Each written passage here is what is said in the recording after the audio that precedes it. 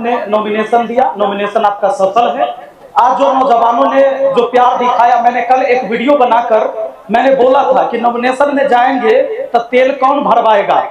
आपने वीडियो देखा होगा, वो वीडियो वायरल हो रहा है फेसबुक पर। मैंने ये कहा था कि मैं किसी को 100 रुपया भी नहीं देने जा रहा हूँ पेट्रोल भरवाने के लिए, न दारू मुर्गा खिलाऊंगा, न मुर्गा भात का भोज होगा, न सारी कपड़ा बटाएगा। लेकिन जितनी भीड़, जितनी गाड़ियों का काफिला लेकर आप लोग पहुंचे, ये काबिले तारीफ रहा। मैंने सोचा भी नहीं था। हाँ, मुझे ये पक्का पता आज चल गया है कि कच्चा कोयला में आग बड़े लंबे समय तक टिकता है, और ये कच्चा कोयला जो है इस बार जो है करप्शन के खिलाफ आग लगा के उसको राख करने में देर नहीं करेगा। तो मुझे पूरा भरोसा है आप सब पर, और मैं आपको क्या कहूं, मेरे पास शब्द नहीं है भाई। भीड़ जुटाने के लिए तो लोग 400 रुपया घरे भेज रहा है, गाड़ी घोड़ा भेज रहा है, तब लोग आ रहा है। ये आपका प्यार है, और ये जो प्यार दे रहे हैं ना, ये मेरे लिए बहुत बड़ी जिम्मेदारी है। मेरे कंधे पर जो आप एक गमछा देकर सम्मानित करते हैं, गले में एक फूल का माला पहनाते हैं, मेरी पत्नी ने मुझे टीका लगाकर भेजा, ये मेरे ऊपर जिम्मेदारी है कि इतने लोगों के सुनी आंखों में तैरते हुए सपने हैं जो महनार में पूरा करना है। मुझे ये जिम्मेदारी दिया जा रहा है। और याद रखिए दोस्तों, लड़ाई तो हम ऐसी लड़ेंगे, न झूठ बोलेंगे, न दारू मुर्गा खिलाएंगे, न जबरदस्ती ठग कर आपसे वोट लेंगे।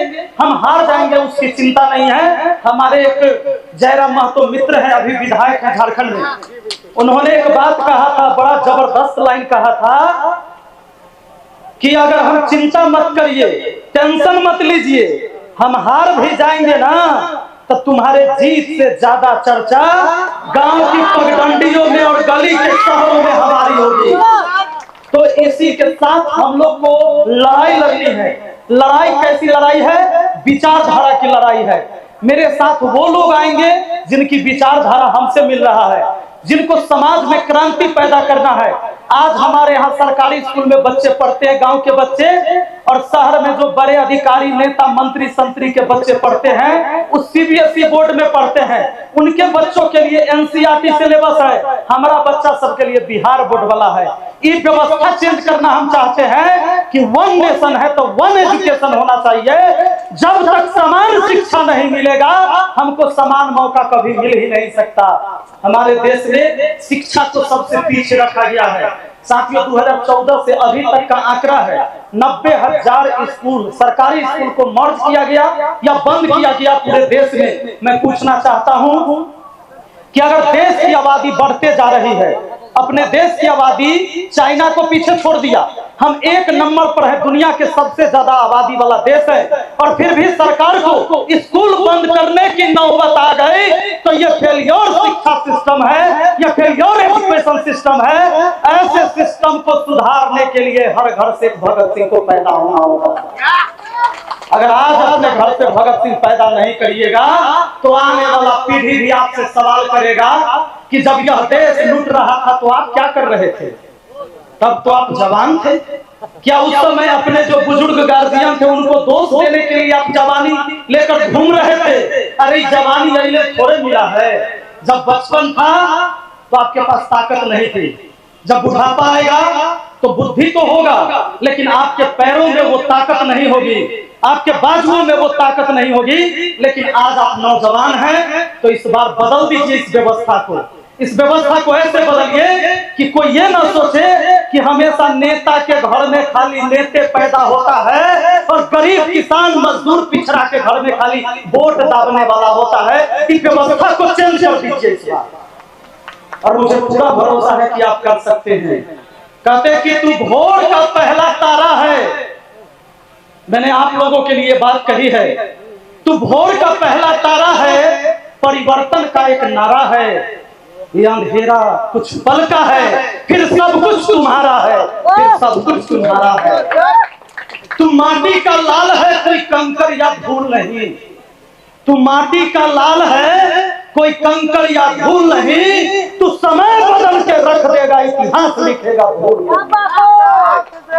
साथियों, आज आप नौजवानों के दम पर मैं ये कोशिश कर रहा हूं कि अपने बुजुर्ग गार्जियन को समझाऊं कि जाति और पार्टी से ऊपर उठिए। अपने जाति के लिए आप लड़ने के लिए तैयार हैं, लेकिन अपने बाल बच्चा के मुंह देखकर लड़ाई नहीं लड़ना चाहते हैं। कहते हैं हमारा जात वाला नेता चाहिए, लेकिन आपको ही नहीं पता है कि आप ही के जाति का नेता ने इस देश में, जब एक देश है तब दो रंग का शिक्षा व्यवस्था बनाया है।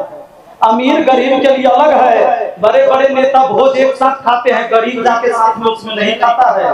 आपके लिए व्यवस्था अलग है, उनके लिए व्यवस्था अलग है, लेकिन हम अपने जाति के नाम पर लड़ाई लड़ेंगे और यही उनका सबसे बड़ा हथियार होता है। सबसे पहले आपको धर्म में बांटा जाएगा, फिर जाति में बांटा जाएगा, फिर पार्टी में बांटा जाएगा और ये बंटवारा करेंगे क्योंकि उनका बाल बच्चा अगर अनपढ़, निकम्मा, चोर, गुंडा, मवाली, माफिया भी होगा तब भी वो आपका नेता बनेगा और आपके ऊपर राज करने के लिए नेता बनता है, सेवा के लिए नहीं। राजनीति एक सेवा का क्षेत्र है जिसको लोग रोजगार का क्षेत्र बना दिया। इस व्यवस्था को चेंज करिए।